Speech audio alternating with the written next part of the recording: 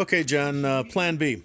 I just want to let you know that I built a stop, and I got these arms all straightened out. Everything's all lined up. The window goes up and down perfect, but as soon as it gets down to the bottom, the first thing that happens is these things start twisting really bad.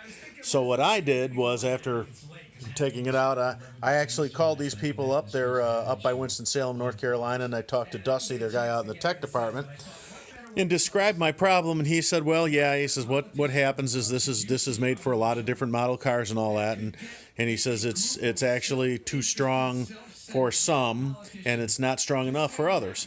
And I said, well, here's my problem, and I told him about this is the adjustable stop, and I actually used a bolt instead of they have this little slider washer thing, but I used a bolt instead, made it more solid, longer, put a piece of rubber on it so it would not shock the window so when it hits it so hard.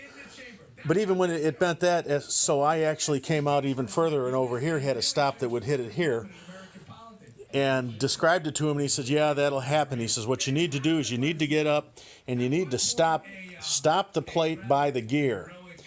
And we discussed a couple of different things, and he said, if you get it in, he says, if you can get this in the full down position, get it in full down position, take it out, and then come up with a way to stop the plate. And basically what I've come up with is a little piece of key stock.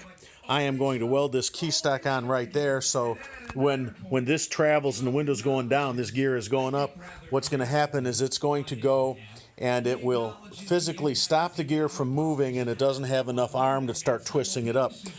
I did ask him about, okay, what happens? Can that thing strip the gears out? And he says, no. He says there's a thermal overload protection switch in the motor that if you just lay on the button long enough, it'll actually put the motor into overload, and it'll pop this little circuit breaker. He says it's not really a circuit breaker. It's just to keep from cooking the motor. But this is actually the simplest design I could come up with. I thought about two nuts and an adjustable bolt so we can adjust it up and down, but I actually fiddled with this and got it so the window was in the perfect position and didn't touch. I disconnected the wires and took it out, so this hasn't moved. So this will be a real simple little fix.